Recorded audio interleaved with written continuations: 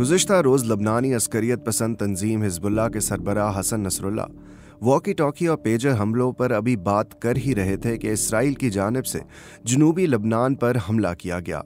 Israel ने दावा किया है कि उसके जंगी तैयारों ने जनूबी लबनान में हिजबुल्लाह के 100 से ज़्यादा रॉकेट लॉन्चरों और दीगर ठिकानों को निशाना बनाया है। इन रीसेंट अटैक्स के बाद खित्ते में हालात काफ़ी टेंस हैं।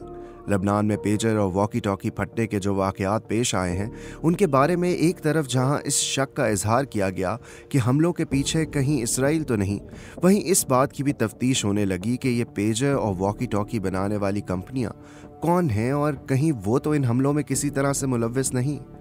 लबनान में मंगल को जिस वक्त एक साथ मुतादिद पेजर फटे उस वक्त किसी को भी ये समझ नहीं आया कि आखिर ये माजरा क्या है।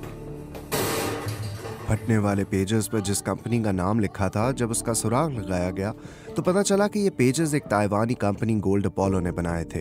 गोल्ड अपोलो कंपनी के बानी शू चिंग क्वांग ने इन पेजर धमाकों में कंपनी के किरदार या मुलव्विस होने से साफ इनकार किया है। उन्होंने सहाफ़ियों को बताया कि गोल्ड अपोलो ने 3 साल कबल BAC कंसल्टिंग के साथ मुआहदा किया था।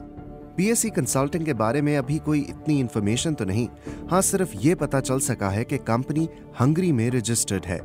गोल्ड अपोलो के बानी का कहना था कि बज़ाहिर ऐसा लगता है कि जो पेजर्स BAC कंसल्टिंग ने बनाए थे वो पेजर लबनान के धमाकों में इस्तेमाल किए गए हैं।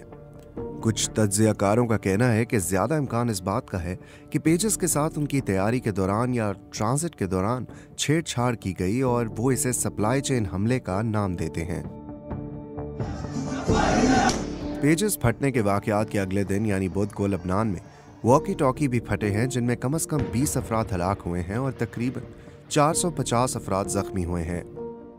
हमलों के बाद वॉकी टॉकी की जो वीडियोस और फोटोज मंजर आम पर आई हैं उन पर जापान के हैंड हेल्ड रेडियो बनाने वाली कंपनी का लोगो है। ये ICV-82 वॉकी टॉकी जापान के शहर ओसाका में मुकीम कंपनी आईकॉम के बनाए हुए लगते हैं। आईकॉम कंपनी ने अपने एक बयान में BBC को बताया है कि उन्हें इस बात का इल्म है कि लबनान में उनकी कंपनी के लोगो वाले वॉकी टॉकी फटे हैं और वो मामले की तफ्तीश कर रहे हैं, लेकिन कंपनी का कहना है कि गुज़िश्ता 10 सालों में उन्होंने कोई वॉकी टॉकी एक्सपोर्ट नहीं किया है।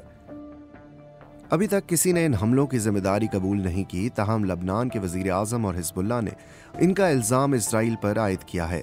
इसराइली हुकाम ने इन इल्ज़ामात पर कोई तबसरा नहीं किया, लेकिन ज़्यादातर तज्ज़ियाकार इस बात पर मुत्तफ़िक हैं कि ऐसा लगता है कि इस हमले के पीछे उसी का हाथ है।